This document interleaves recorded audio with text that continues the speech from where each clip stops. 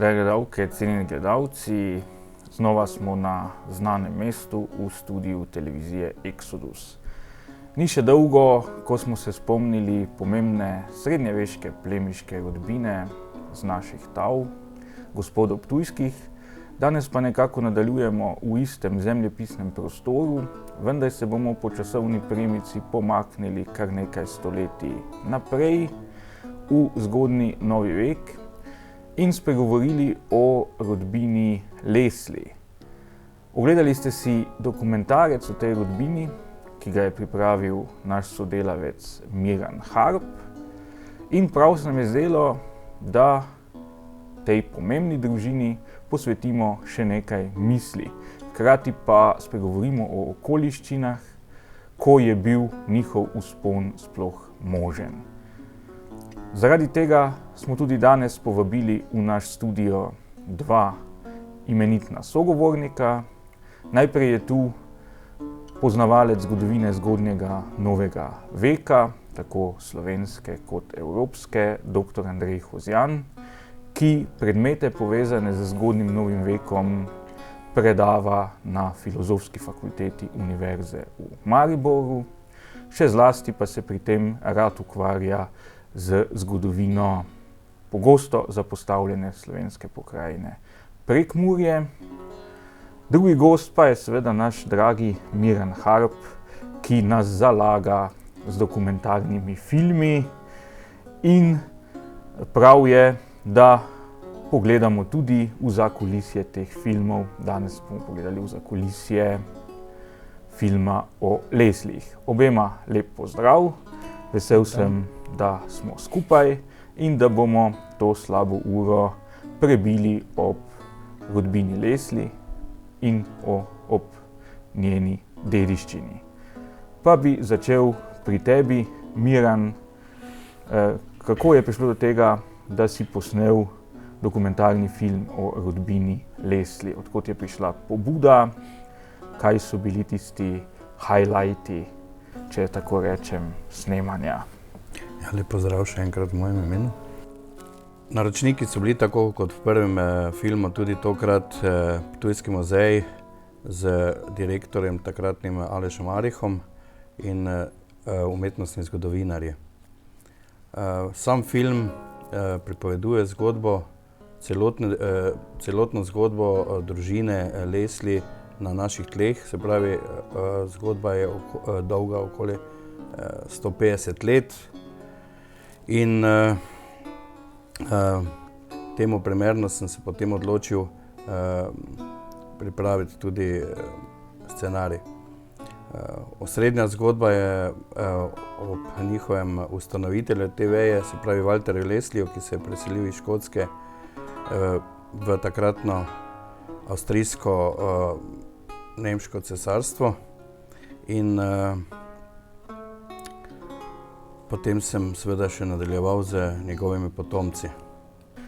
Andrej, tebi pa prosil, enako kot sem pri prejšnji oddaji naredil, da bi v 5 stavkih predstavil rodbino Leslie tistemu gledalcu in gledalki, in je takih verjetno kar nekaj, ki o njej ne vedo nič.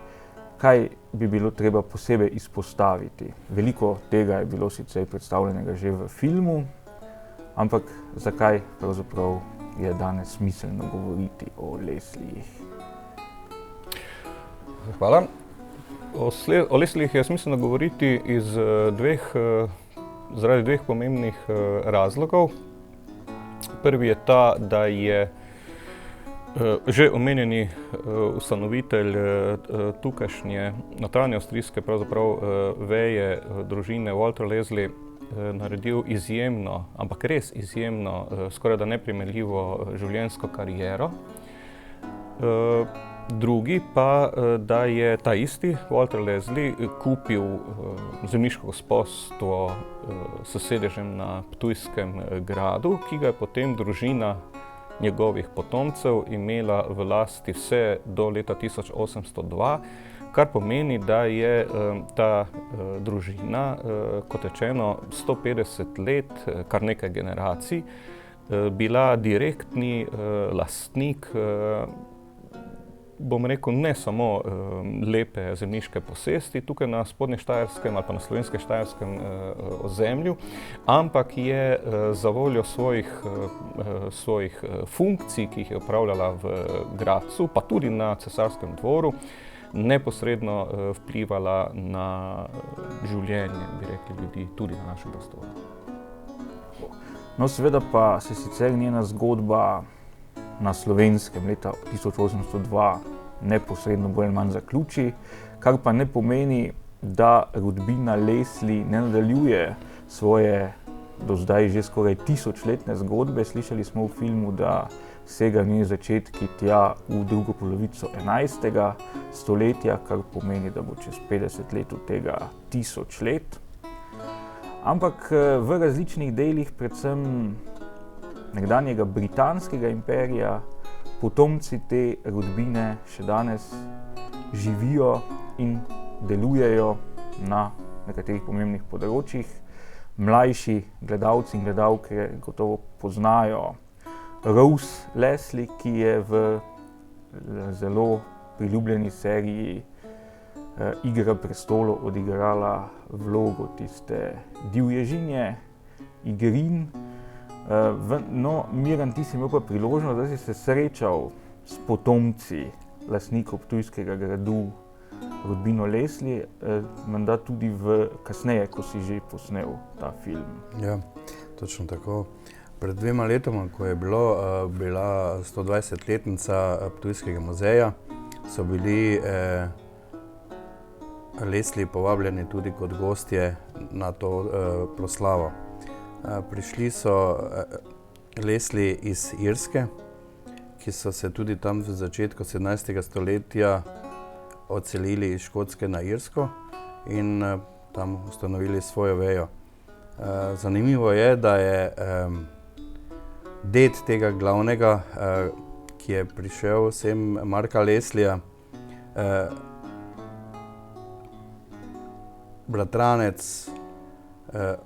pravi bratranec Winstona Churchilla. Se pravi, da ima tudi po mamini strani sorodstvo tudi med angleškim plemstvom. Je pa njegov oče bil začetnik pionir elektronske glasbe. Na njihovem gradu so se družili v tistih časih, 70-ih, Rolling Stones in Mick Jagger je bil na primer njihov redni gost, prijatelj. Zdaj, kasneje se je na njihovem gradu ženil tudi Paul McCartney, The Heather Mills. Tako da glede tega so bili kar, bom rekel, ne plemiški, ne. Se pravi, so se družili kar z umetniki takšnimi in drugačnimi. Tako kot sem omenil, njegov oče Desmond se je že ukvarjal z filmanjem. Tudi mama je bila igralka in pevka, sicer ne tako svetovne slave, ampak kar z nekimi takrat odmevnimi filmi. No, sam Mark je arhitekt po poklicu, vendar ima pri sebi vedno s sabo eno amatersko kamero, s katero beleži svoje spomine, ki jih potem objavlja tudi na video straneh. Sin Luke, ki je bil tudi zraven, je pa diplomirani režiser in se tudi jasno ukvarja z filmsko industrijo. Pa je ta slovenska epizoda rodbine znana pri sedanjih pripadnikih rodbine ali je to bolj utonilo v pozabo? Ne, to je bilo pri njih, vsaj koliko smo se mi pogovarjali, smo tudi zdaj prijatelji, imamo kontakte, mislim, si dopisujemo. Poznali so to zgodbo, ampak bili so zdaj prvič tukaj. Seveda so si z zanimanjem ogledali cel grad, sploh tisto, kar je dejansko pripadalo njihovi družini, od pohištva do turkerij, tapiserij, portretov in tako dalje. Tako da so se počutili kar domače in so bili res navdušeni nad vsem, kar so videli. Ne. Tako, mislim, da ta ekskurs v sodobnost ni bil napačen, da nekoliko približamo to rodbino, da gre za ljudi iz krvi in mesa, ki še danes hodijo po naši zemljici. Bi se pa zdaj bolj preselili v čas njihovega slavnega prednika Walterja Leslieja v 17. stoletje. In da bi razumeli to izjemno zgodbo Walterja Leslieja, ki jo upravičeno imenujemo zgodba o uspehu, bi najprej Andrej tebe prosil, da bi na kratko povedal, kakšen je pravzaprav bil ta čas, ki je omogočil ta vzpon Walterja Leslieja. To je čas 30-letne vojne, se pravi čas izrednih, dotlej neznanih, pravzaprav neprimerljivih prevratov, čas vsesplošnega nasilja, negotovosti in pomanjkanj ter trpljenja ljudi. Vendar je bilo našemu prostoru konkretno največ od tega, kar sem povedal, prihranjeno.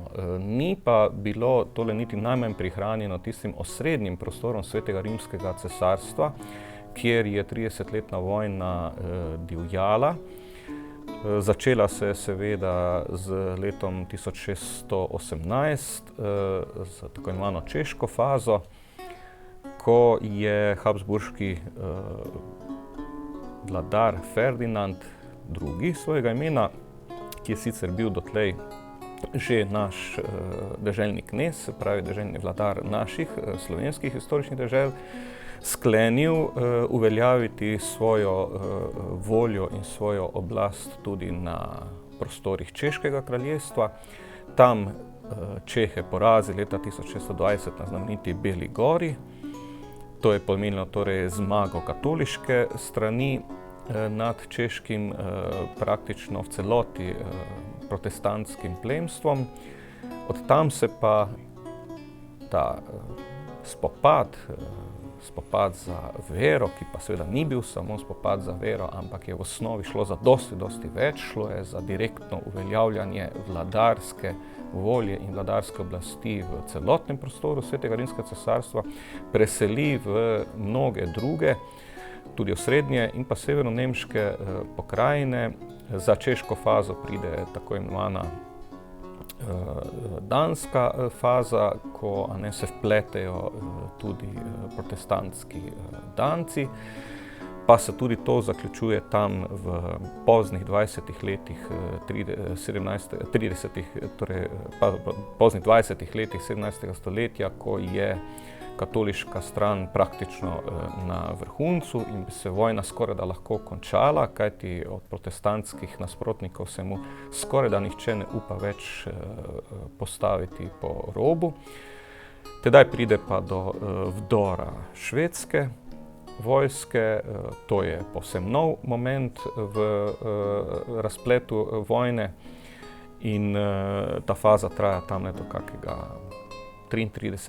34. leta, ko je švedska nevarnost začasno odstranjena, pa spet ne more priti do zaključka morije, kajti vmešajo se Francozi, direktno napadejo katoliško stran in vojna se podaljšuje pravzaprav v nedogled, še tja daleč v 40. leta, dokler povsem izčrpani obe strani, tako katoliška kot protestantska stran, ne uvidita, da je nadaljevanje vojne nesmiselno in 1648. leta se sklenejo kar trije, grozdi mirovnih sporazumov, ki pomenijo konec 30-letne vojne. Hvala pa za ta slikovit oris tega najpomembnejšega dogajanja, ki je v resnici tudi Walterja Leslieja izstrelilo v orbito. Zdaj me pa zanima, Miran, kar trd oreh je prikazati 17. stoletje v dokumentarnem filmu, posebej, če na razpolago ni ravno bajnih finančnih sredstev.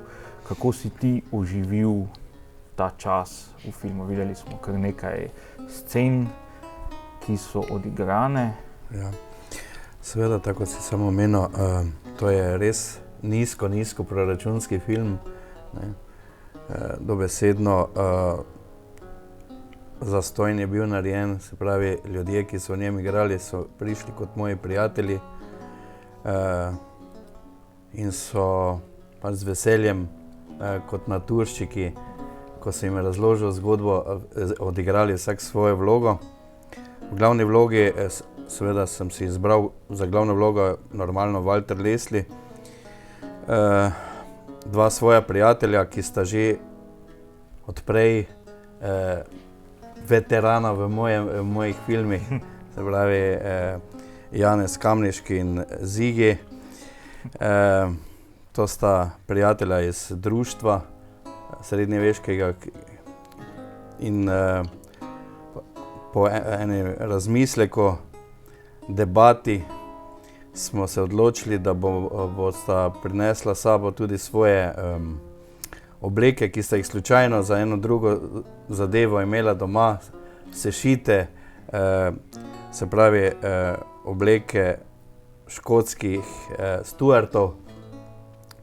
In upam, da gledalci iz stroke ne bojo zamerili, da niso v barvah Lesliejev, ampak tako pač je, če delaš nizkoproračunske zadeve. No, v vsakem primeru, ona dva sta odigrala dejansko oba Walterja, se pravi Zigi, ki je mlajši in tanjši, je zaigral Walterja v njegovih mladih letih, ko je še bil vojaško aktiven. Mislim, da mu je res kar podoben. Janez pa je odigral Walterja seveda že v njegovih zrelejših letih, ko je bil že veleposlanik na turškem dvoru. Tako da tudi, mislim, po tisti grafiki, ki je ostala po Walterju, da je tudi, saj glede brade in postavnosti, da sta si zelo podobna. Tako da to je bil en simbolično uprizoritev njihovega začetnika. Potem sem se še osredotočil na glavno, vsaj meni zanimivo zadevo, čeprav ne slavno, uboj glavnega poveljnika Wallensteina, za katerim je stal tudi sam Leslie. Tako da smo potem v gradu uprizorili tudi spet z prijatelji iz naših iger, uprizorili ta uboj. En kolega, ki je kar precej podoben Wallensteinu, je zaigral Wallensteina, ki je bil pač ubit.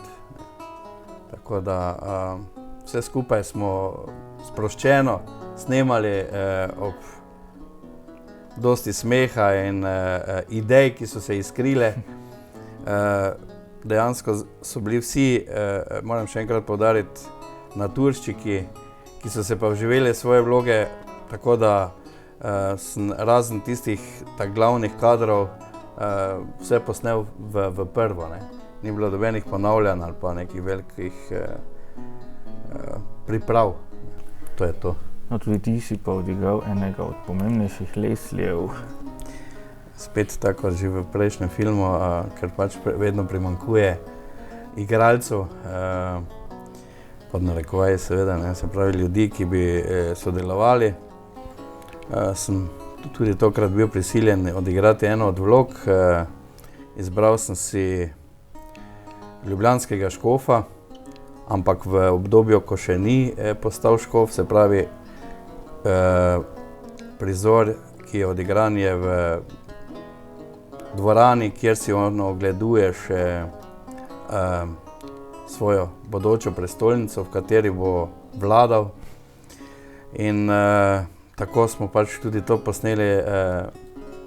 Sodelavci, soigralci so pač stali od zadaj in en od njih je me posnel, potem smo skupaj to pregledali in zgodba je bila potem uspešno narejena? No, seveda Leslie med pomembnejšimi plemiškimi rodbinami zgodnjega novega veka že na prvi pogled izstopajo po svojem nenavadnem priimku med vsemi različnimi Steini, tudi potem, ko se povežejo z rodbino Dietrichsteinov, je to mogoče še bolj vidno. In povezujejo dva zemljepisno neravno bližnja prostora, na eni strani britansko otočje oziroma Škotsko, in to celo severni del Škotske, okolico Aberdeena, in na drugi strani seveda jugovzhod Svetega rimskega cesarstva. Zanimivo je to, da pade, kot si Andrej lepo risal, vzpon Walterja Leslieja v čas procesu, ki jim ponavadi rečemo verske vojne. Ampak kako je mogoče, da je takšno kariero v katoliškem okolju naredil človek, ki pa je prišel iz dežele, kjer je bil razplet reformacije in protireformacijskih prizadevanj ravno nasproten kot na jugu Svetega rimskega cesarstva. Kaj se je dogajalo v njegovi domovini na Škotskem v tem obdobju, torej 16. in 17. stoletja? Škotska je samostojno kraljestvo in to vse do leta 1707, ko sledi dokončna inkorporacija, utelešenje, bomo rekli, v angleško krono. Na oblasti so seveda člani dinastije Stuart, ki so izvorno škotska dinastija, in tamle, takole bom rekel, da ne bo na dolgo in široko, ni miru. Ni miru zato, že kajti Škotsko še vedno obvladujejo klanovska razmerja, klanovska ureditev, in bilo je izredno važno, katerega klana član si bil. Kot vemo, se je tole razpoznavalo že po barvi in predvsem vzorcih, kot rečeno, škotskih tradicionalnih značil, kiltov. In v 17. stoletju, v prvi polovici sploh, je zadeva še posebej zanimiva, kajti škotski kralj Jakob VI. Stuart postane po smrti Elizabete I.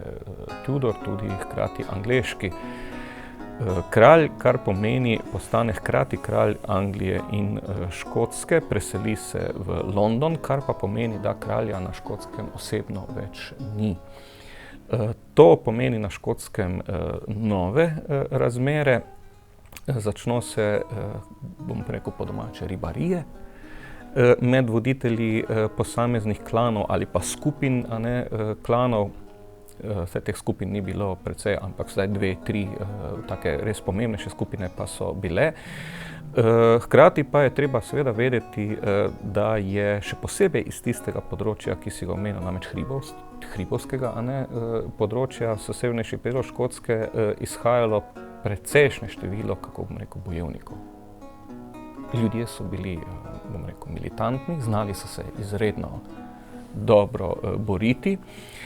In njihov odhod v razne predele izmed Škotske ni bil prav nič nenavadnega. Ko se potem v recimo prostoru Anglije dogaja državljanska vojna v 40. letih 17. stoletja, v teh vojnah ne sodelujejo množično škotski bojevniki, ampak tisto zelo pomembno pa le naredijo, ko namreč eden od kraljev, in sicer Karel I. Stuart, pobegne iz Anglije na Škotsko, ga Škoti preprosto vrnejo Angležem, tega pa potem dajo javno obglaviti in tako naprej. Tako da tudi tamle ni, bom rekel, miru, hkrati pa je pri nekaterem temu škotskem bojevniku pomenil odhod v druga področja, seveda nadaljevanje lastnega življenja na tak način, kot ga je hotel. In prihod Škota Walterja Lesliea v Sveto rimsko cesarstvo, in to na stran katoliške bojujoče se strani, ne vidim prav nič nenavadnega. Tedaj so v ta izjemno številen po sodelujočem vojaštvu spopad prišli, bom rekel, praktično ljudje iz mnogih koncev Evrope. Prav nič nenavadnega, kot si omenil, ni, da je tudi on bil res protestant, pa je šele tukaj v smislu nadaljevanja kariere prestopil na katoliško stran. Za primerjavo lahko samo damo, da je recimo katoliški kralj Francije v tej 30-letni vojni stopil na stran protestantov, kar bi človek danes rekel, kako je zdaj, ampak kot rečeno, ta čas, ta doba je pomenila čas številnih prevratov. Pa še katoliški kardinal je dejansko bil. Pa še katoliški, seveda, tako da tule je, res o veri pa politiki govoriti izredno zanimivo, ampak to je tisto, kar pač seveda dela zgodovino tega zgodnjenovejškega obdobja zanimivo za nas ljudi v 21. stoletju. Tako torej Walter Leslie pride dela vojaško kariero in vrhunec, bom rekel celo, prvi vrhunec njegovega življenja je, da mu vladarjeva stran izkaže takšno zaupanje, da ga kandidira, bom rekel celo, on pa je primeren, kajti očitno ni čisto nič spraševal, vse mu je bilo jasno, da postane resen kandidat za atentatorja na Wallensteina in to je tisto posebno poglavje, ki ga res izstreli, dobesedno takoj izstreli v orbito vladarju ne 100, ampak 1000% vdanih ljudi. No, k tej epizodi z Wallensteinom se bomo gotovo še vrnili, ker gre, kot si povedal, seveda za eno od osrednjih epizod, ki res izstreli Leslieja tudi pravzaprav posredno v posest ptujske gospoščine. Kako pa ste uspeli pričarati to škotsko vzdušje pradomovine Lesliejev, če tako rečemo, v filmu? Ja, glede na to, da smo vsi sodelujoči bili člani takšne in drugačne viteške sekcije,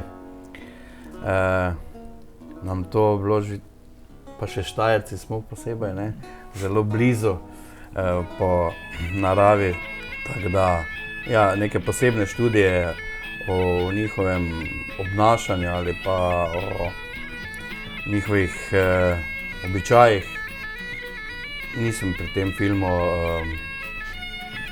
naštudiral. Pa se najbolj me zanima ta glasbeni del, ki ga gledalec najbolj opazi.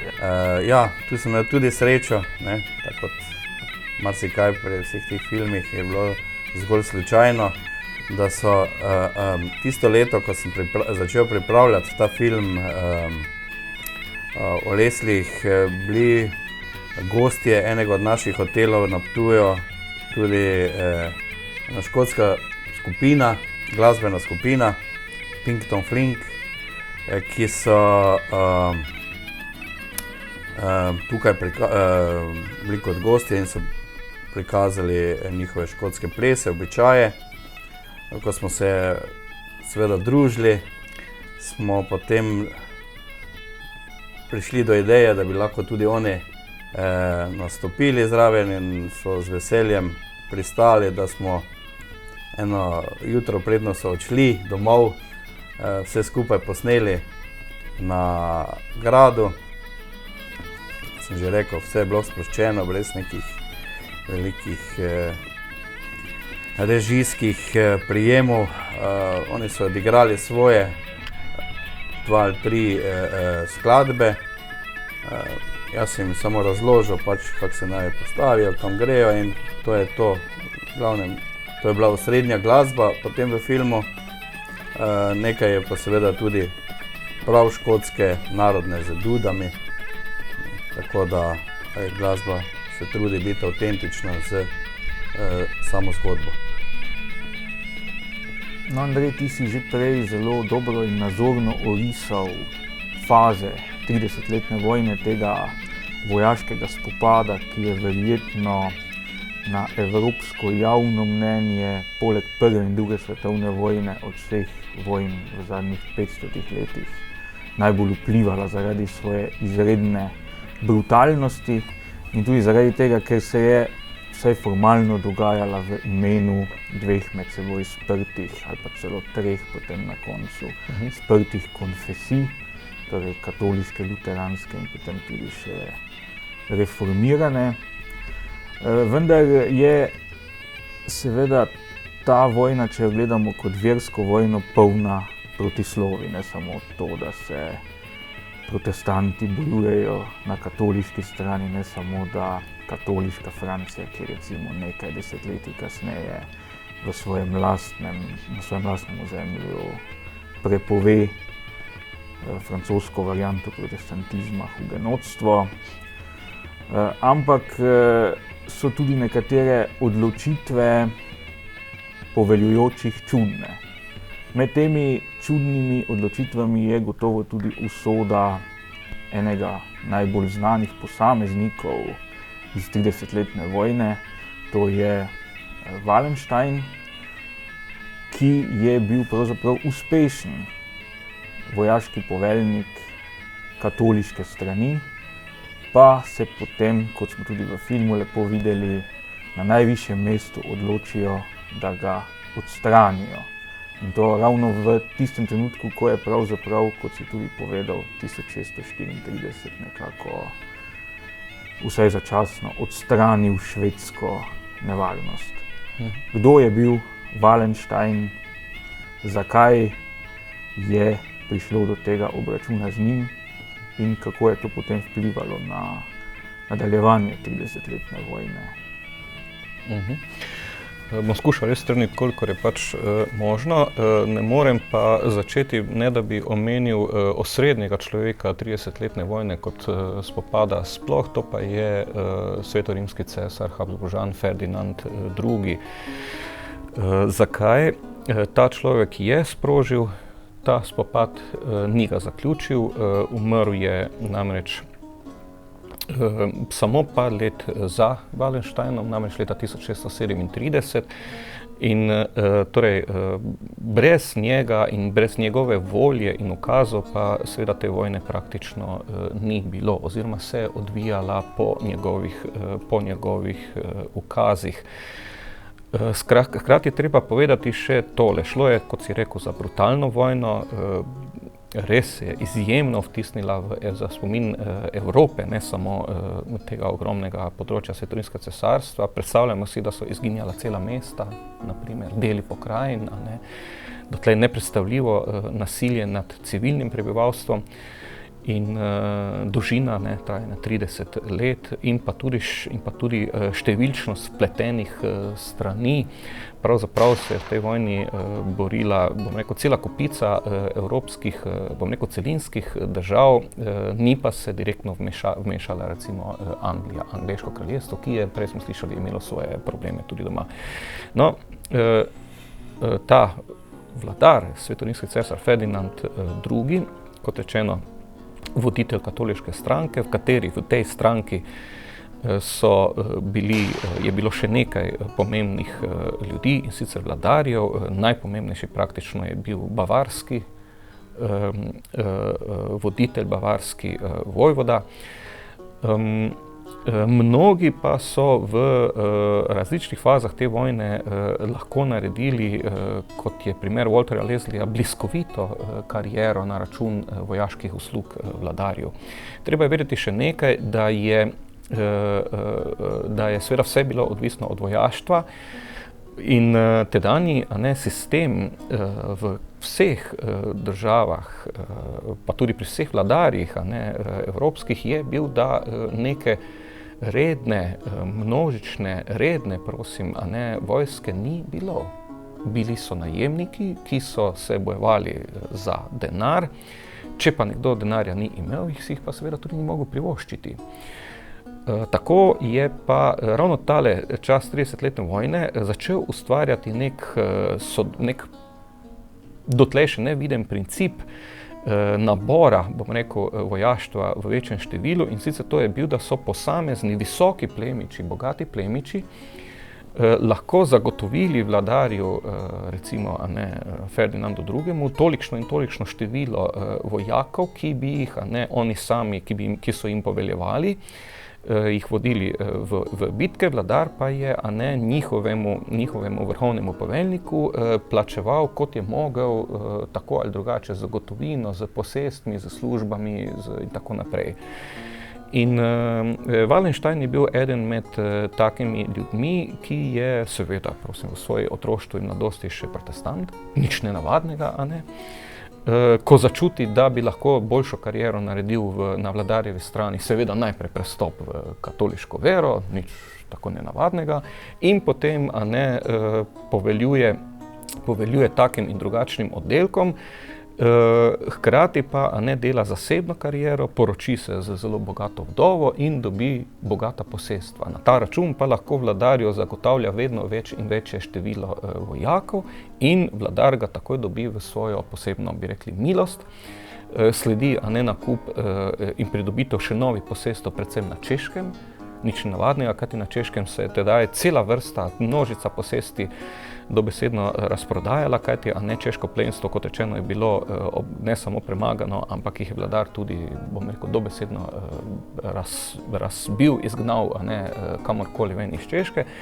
In Wallenstein dobi, a ne, zaradi pridobljenih posestov vojvodski naziv in hkrati lahko že recimo v poznih 20 letih vladarju zagotavlja, podatki govorijo o skorajda 30.000 številčni glavi vojski in to ne kakršnikoli, ampak primerno usposobljeni, predvsem pa pod njegovim poveljstvom. Skratka, Wallenstein postane eden od skorajda neizogibnih vladarjevih vojskovodij. On je seveda imel generalski naziv, ampak še dosti bolj pomembno je bilo pa tole, da je vladarju garantiral, a ne, toliko in toliko vojaštva. In pa še nekaj ne smemo pozabiti, da je bil izjemen vojaški strateg. Torej, ni bil samo v lepi baročni modi ovratničen in po zadnji modi odišavljen in tako naprej, a ne, bom rekel, mestni gizdalin, ampak kamor je njegova noga in sablja prišla, bomo rekli, ni takrat tam je bilo, a ne, vladarjevo. Kaj se zgodi? Švedska faza, torej se začne z vdorom, a ne, švedske vojske, ki pa jo Wallenstein, a ne, kolikor je možno z drugimi vred, lahko tudi, a ne, in lahko najprej sploh ne more se zoperstavljati, potem pa, a ne, pride do prvih tudi, a ne, tako neodločenih bitk, potem tudi že do prvega švedskega poraza. In vmes se sicer odnos med Wallensteinom in Ferdinandom zelo ohladi. Rekli bi, da ga vladar Habsburžanov postavi na hladno, pa hitro odkrije ravno zaradi Švedov, da brez njega ne more, spet ga povabi k sebi. Wallenstein se seveda odloči, naredi hkratko še, a ne, boljše, še večje uspehe in kaj se dogaja, a ne, da se katoliška stran, torej, a ne, drugi, manj ugledni ali pa manj pomembni voditelji katoliških enot začno vedno bolj nagibati na Wallensteinovo stran, kajti, a ne, začenja dobivati, bi rekli, že skorajda vladarske pretenzije, kar pa pomeni, vladar čuti, ki je bil pa izredno ljubosumen, pravzaprav celo, bomo rekli, bolestno ljubosumen in pa bojazljiv, dogodi se, da vladar odkrije, da pa Wallenstein mu preprosto lahko prerase perjanico, bi rekli. In ta strah, ki ga podpihujejo tudi drugi, moram verjeti, da je vse skozi osnova nekega delovanja seveda ljubosumnost in pa tudi strahotna, bi rekli, zavist. Kako je lahko nekdo uspešen, jaz pa nisem tako, ne, klečeplazenje pred vladarjem. In torej cela vrsta razlogov, zaradi katerih se vladar odloči Wallensteina spraviti s strani. Tu je bil tudi strah, da bi Wallenstein lahko začel paktirati s Švedi, ki jim po bitki pri Nördlingenu 1632 ni več šlo tako dobro, razen tega so v tej bitki izgubili tudi svojega kralja Švedje. In torej cela vrsta razlogov, zaradi katerih Ferdinand Habsburg sklene najprej spraviti Wallensteina s strani po, bomo rekli, konvencionalni poti, recimo z zastrupitvijo, pa se odkrije, da se ljudi v Wallensteinovem najožjem spremstvu sploh ne da podkupiti, kar je prav tako še en interesantnih momentov. Tako da ni preostalo Habsburški stranki čisto nič drugega, kot uprizoriti dobeseden atentat za eno majhno skupinico, danes bi jim rekli kakole tjulnov, ne, ali pa ne komandosov, ki vedoč, da lahko tudi sami seveda izgubijo življenja, ob neki, pač, če se karkoli zalomi, vdro v Wallensteinovo pač trenutno domovanje, kjer je pač bil, spalnici ga presenetijo, ne, tisto stražo, 2-3 njegove najzvestejše ubijejo v trenutku in to pomeni tudi umor Wallensteina, ki pa je bil eden od usodnih trenutkov tukaj v razvoju vojne. Dokazati se kaj dosti seveda o Wallensteinovi direktni izdaji ne da. Verjetno je bilo kaj, verjetno ni bilo, o tem ne lahko sedaj govorimo, nič ni, a ne črno-belo, ampak direktno posledico seveda vidimo pa že kmalu po atentatu, kot rečeno, a ne samo kakih nekaj mesecev ali pol leta, ne, da so bile strateške priprave in vstop Francije v vojno, kajti očitno so te Wallensteinove zaveze bile izredno razvite. Človek je bil vojskovodja, diplomat, karierist, strateg, lahko bi rekli, da je še celo dihal. Ja, no in tu je seveda potem vskočil Walter Leslie, takrat mislim, da star še celo manj kot 30 let in doživel v novem okolju izreden vzpon. Tako kot marsikdo drug, ki je imel kasneje v sodobni slovenski zgodovini podobne začetke, tako malo ilegalno ali pa gverilsko, je potem na stara leta postal diplomat in to je pa druga faza njegovega delovanja, ko se iz okolja verskih vojn prestavi v okolje spopadov z osmansko državo. Kaj bi pa o tem delu, zlasti zadnjem delu Lesliejevega življenja bilo potrebno morda dodati tistemu, kar smo slišali že v filmu? Bom pa čisto kratek. Walter Leslie torej že v 40 letih, od začetka 40 let, praktično še potem, no takoj po atentatu, kot rečeno, dela vojaško kariero. In do konca 30-letne vojne postane že izredno pomemben, bom rekel, vpliven človek na vladarjevem dvoru. To pa pomeni, da se je uspel v zelo kratkem času, bom rekel, uveljaviti predvsem v tistih vojaških funkcijah. Dobi, recimo, v filmu je rečeno, dobi tudi funkcijo vrhovnega poveljnika Slavonske vojne krajine, kar pomeni, da sicer ni seveda tamle mesece in mesece bil neprestano tamle, kajti tamle so bili njegovi namestniki, on je užival na dvoru, tu pa tam je celo kdaj šel na kakšno inšpekcijo tjale, vleko je pa seveda fantastične denarje iz te funkcije.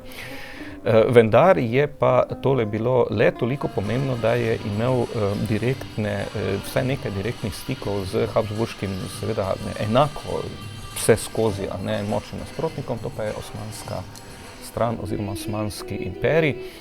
In v filmu je omenjeno tudi, da postane med drugim tudi predsednik vrhovnega cesarskega, torej dvornega vojnega sveta. To je bila najpomembnejša vojna funkcija ali pa vojaška funkcija, bom rekel, sploh v Habsburški nomenklaturi. In kombinacija tega, torej poveljevanje Slavonski vojni krajini, se pravi poveljevanje tamle tisočem in tisočem tam nastavljenih vojakov in pa najpomembnejša vojaška funkcija na dvoru, sta mu prinesli potem še za zaključek kariere diplomatski položaj, kajti za to, da si lahko postal v 17. stoletju habsburški diplomat na osmanskem dvoru, se pravi na Visoki porti, je bilo potrebno imeti, bom rekel, vsaj nekaj direktnih vojaških ali pa takih stikov z osmanskim elementom. In ne smemo pozabiti, da, kot rečeno, Leslie pride tjale že kot poveljnik Slavonske vojne krajine, kar so seveda Osmani zelo dobro vedeli in so zato imeli pred njim, rekli bi, spoštovanje. Ja, no in seveda tako kot si poskušal v filmu vključiti ta škotski pridih, si ovekovečil tudi to osmansko fazo Leslievega delovanja, odkot pa tukaj gradivo za film. Nekaj let pred tem je bila velika razstava o turkerijah, ki je bila predstavljena prvič tudi izven naših meja in to celo v Istanbulu, v enem od največjih tamkajšnjih muzejev, privatnih muzejev Sabancı. Zgodba se je začela pa v tem smislu, da je takratni veleposlanik Turčije v Sloveniji slučajno listal en revijo, v kateri so bile te fotografije teh naših turkerij. In je cel navdušen, seveda takoj prišel na Ptuj, si vse podrobno ogledal, klical na vlado svojo in razložil stvari in rezultat tega je bilo, da so komplet turkerije šle za kar nekaj mesecev na gostovanje v Istanbul. No, kot poklon temu je pa seveda potem organiziral tudi, da so na Ptuj prišli Turki, osmanski Turki, se pravi skupina Mehter, ki je tam tudi glavna, ki ponazarja to vojaško strukturo, glasbeno strukturo takratne turške vojske. No in seveda jaz kot navdušen zgodovinar po srcu sem seveda tudi to vse takrat zabeležil in ker je to bilo ravno obdobje Walterjeve zgodovine, sem to tudi potem vklopil v sam film. Seveda smo tudi že takrat pri turkerijah imeli z Walterjem, je bil povezan takrat že s tem, ker je tudi dal on sam ravno te turkerije upodobiti. Ravno zato, ker je bil veleposlanik v Istanbulu in je tudi baje, tako vsaj po nekaterih podatkih, postal celo osebni prijatelj takratnega sultana, mislim, da Mehmeda IV. In je bil res zelo čislan na turškem dvoru. Tako da, ko smo mi prišli v Istanbul, je tam bila poleg teh naših turkerij tudi en od portretov Walterja Leslieja v tej bogatem plašču samega Osmanskega cesarstva, ki je bil dar sultanov. Mislim pa, da ni bilo omenjeno prej, da mu je bilo podeljeno najvišje priznanje, mislim, da ravno zaradi teh veleposlaniških sposobnosti, red Zlatega runa. Tako da je to tudi pri nas nagrado posebej na vidnem položaju, na pročelju same slavnostne dvorane, kjer so te turkerije, kar je moralo pomeniti, da absolutno je to tudi družini Leslie ogromno pomenilo. Tako da to je okoli Turkov pri nas. Ja, no seveda tako spektakularnega vzpona, pa tudi takšnega pomena, verjetno kot ga je imel Walter Leslie, kasnejši pripadniki te rodbine na Slovenskem do te mere večinoma niso dosegali. V filmu je seveda omenjena še zgodba, ki je ravno tako precej zanimiva, Williama Leslieja, ki je postal ljubljanski škof, pa je bil rojen na Škotskem še. Kasneje so Leslie tudi Štajerskega poskušali ponovno priti nazaj na Škotsko in tam dedovati za člani tamkajšnje veje, pa mislim, verjetno je pa tu vendarle verska prepreka, torej njihova tukajšnja katoliška vera bila v takratnih razmerah na Škotskem ovira in potem se ta zgodovina Lesliejev leta 1802 vsaj v glavnem na Slovenskem smrtjo Antona Leslieja zaključi. Vendar tisto, kar je za gledalca, pa tudi za današnjega opazovalca najzanimivejše, je seveda ta izjemen Walterjev vzpon, ki pa, kot si Andrej omenil, na Ptuju pravzaprav ni edini tak vzpon iz tega časa. Mi si obdobje fevdalizma predstavljamo bolj statično, ampak bili so možni izjemni skoki po družbeni lestvici. Seveda so bili najbrž redki, ampak ravno s Ptuja je iz tega časa še ena taka zgodba.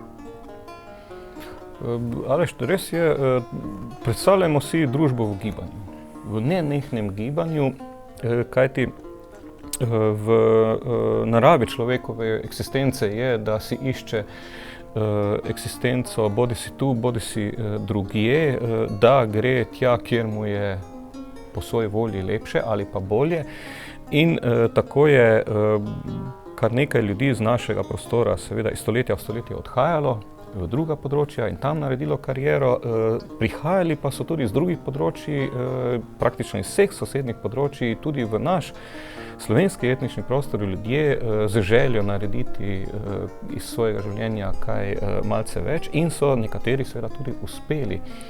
Če si tole rekel za Ptuj, ti seveda takoj lahko povem, da poznamo kar nekaj, bom rekel, posameznikov, ljudi, ki so se priselili na Ptuj.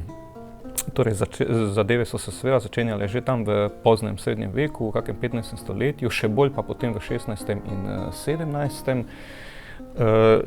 Posamezniki recimo so prišli niti ne toliko plemiškega rodu, kot je primer družine Leslie. Tukaj moram takoj poudariti še, da je Walter Leslie torej, ko je prišel, imel že plemiški naziv, torej s Škotske, ampak primerljiv le za tam v škotskem prostoru, medtem ko tukaj, rekli smo, v njegovi izjemni, kometni življenjski karieri pridobi pa naziv državnega grofa, ki je bil pa praktično najvišji, bom rekli, standardni plemiški naziv, kajti za več od grofa si lahko postal samo še knez, kar pa je pomenilo, da bi moral priti res v neko, ampak res najožjo smetano državnega plemstva, poudarjam, na nivoju celotnega Svetega rimskega cesarstva, ne samo našega notranjoselskega prostora. Torej govorimo o grofih Leslie in drugače pa poznamo kar nekaj znamenitih ptujskih družin, katerih začetniki so prišli semle recimo iz italijanskega prostora kot običajni meščani in so tukaj dobili torej naredili tukaj izjemno kariero na osnovi bogatstva in si pridobivali plemiške nazive.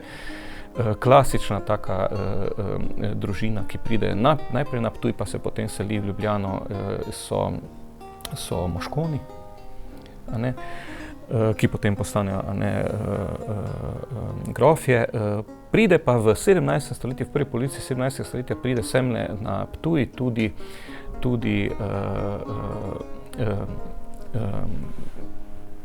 15-leten fant Žiga Kača, se pravi tipično italijanski priimek, ki recimo postane potem ptujski sodnik. Torej, en član, običajno se je zgodilo tako, da je prišel na Ptuj ali pa kako drugo mesto kak član družine italijanskega rodu. Največkrat je to bilo z sosednjega beneškega področja. Tale Žiga Kača prav tako pride na Ptuj v 17. stoletju in naredi izredno uspešno kariero v mestnem okvirju, postane mestni sodnik in seveda preide v plemiški naziv in postane seveda spoštovan plemič, kot tudi potem njegovi nasledniki, ki potem dobivajo razne funkcije, dobivajo tudi cerkvene službe in seveda čez kakšne 3 generacije so že povsem pozabili, da se je njihov vzpon začel na Ptuju. Zdaj pa smo pravzaprav že porabili čas, zato bi te, Miran, samo na hitro vprašal nekaj podobnega kot pri gospodih ptujskih. Kako je pa spominom na Leslije na Ptuju danes? Ja. No, moram reči, da nažalost odgovor ne bo nič kaj drugačen. Ptujčani sami se kaj dosti ne ukvarjajo z temi svojimi družinami, ki so vladale njihovim prednikom, razen seveda ljudje, ki so po službeni dolžnosti ali pa po turistični vodiči in podobno. Je pa med obiskovalci seveda toliko večje zanimanje. Ta družina je namreč obnovila ravno tudi sam grad. Ogromno je videti njihovih stvari, se pravi lastnine, ki je bila v njihovi družini. Omenil sem že turkerije, tapiserije, grbe, slike, portrete, tako da v samem gradu je o Leslijih kar nekaj za izvedeti. Tako, mislim, da je to dobra pika na i naše današnje oddaje. Kar nekaj stvari o Leslijih, zlasti pa o času njihovega vzpona nam je uspelo povedati. Seveda bi lahko o 30-letni vojni zlasti in o njenem poteku, o njenih posledicah, o njenih posebnostih govorili še zelo dolgo. Gotovo bi nam ti, Miran, lahko razkril še kakšno skrivnost izza kamere, ampak mislim, da bo še veliko priložnosti za taka srečevanja ob podobnih temah.